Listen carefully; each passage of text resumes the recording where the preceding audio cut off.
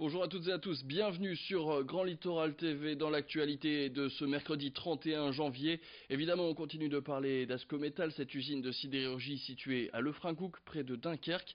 Le tribunal de grande instance de Strasbourg a finalement choisi l'offre de reprise du groupe suisse Schmolz et Bickenbach, alors que les syndicats préféraient celle formulée par Liberty House.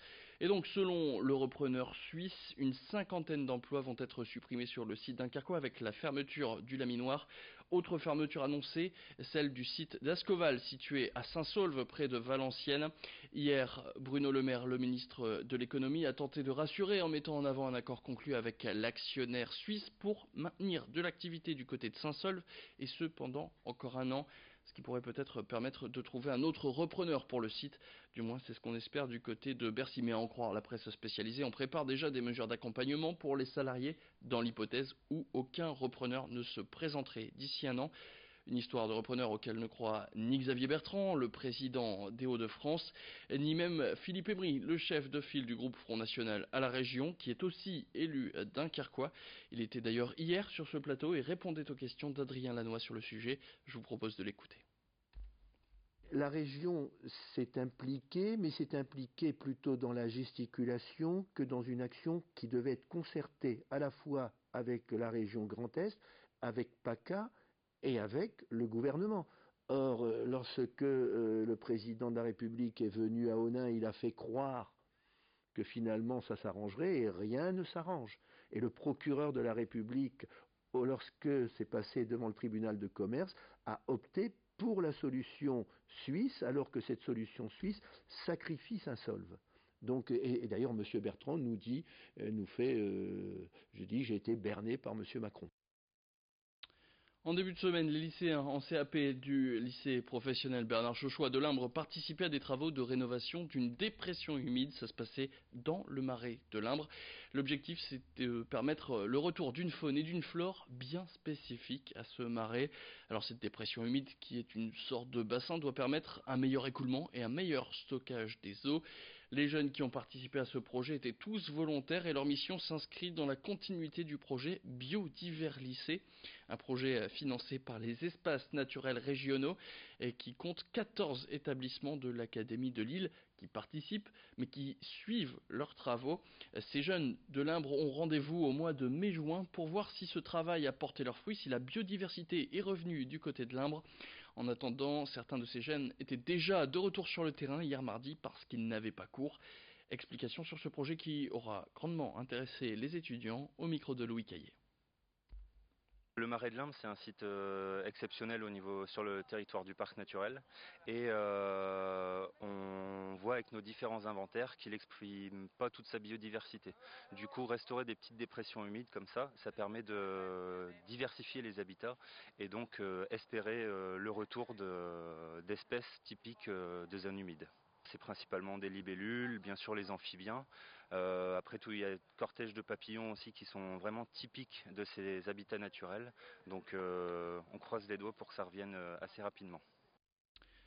Et puis on termine cette édition en prenant la direction de Calais pour découvrir cette entreprise d'insertion qui a pour vocation de fabriquer du pain 100% bio. Elle s'appelle Pain et Partage et ses locaux viennent d'être inaugurés récemment. À l'intérieur du bâtiment, c'est une méthode de fabrication artisanale pour ce pain, mais avec des moyens et du matériel industriel. Découverte de ce projet bio, local, mais aussi solidaire, présenté par Louis Caillé.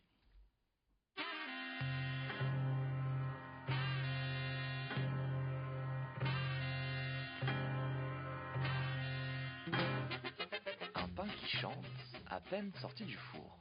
Chaque matin, David le boulanger et des Darnaud en contrat d'insertion s'activent à la préparation, à la cuisson puis à la livraison d'environ 300 pains.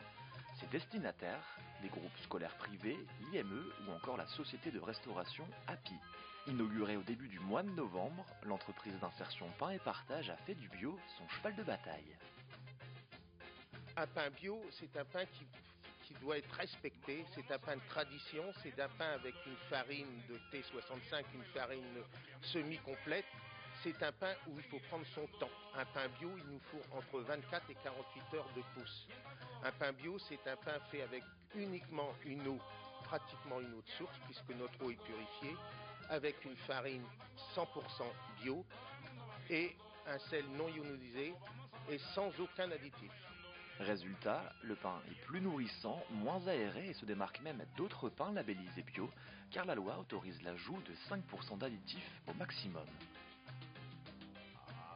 Chaque recette, chaque ingrédient qui rentre dans la conception d'une recette a été visé, a été validé par la certification bio. Ça fait, si demain je veux sortir un nouveau pain, je dois obligatoirement passer par la certification avant de pouvoir le commercialiser.